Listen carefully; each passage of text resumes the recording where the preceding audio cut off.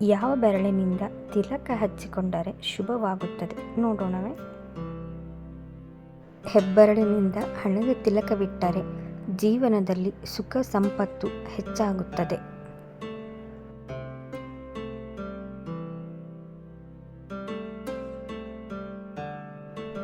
ತೋರು ಬೆರಳಿನಿಂದ ತಿಲಕವಿಟ್ಟುಕೊಂಡರೆ ಜೀವನದಲ್ಲಿ ಮುಕ್ತಿ ದೊರೆಯುತ್ತದೆ.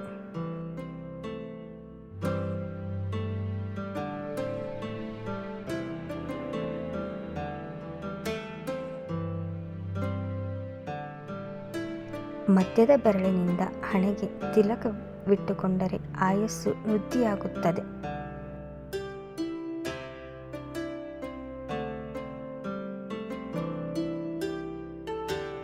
ಉಂಗುರ ಬೆರಳಿನಿಂದ ಹಣೆಗೆ ತಿಲಕವಿಟ್ಟರೆ ಜೀವನದಲ್ಲಿ ಅದೃಷ್ಟ ಮತ್ತು ಅನ್ನಕ್ಕೆ ಯಾವತ್ತೂ ಕೊರತೆ ಇರುವುದಿಲ್ಲ.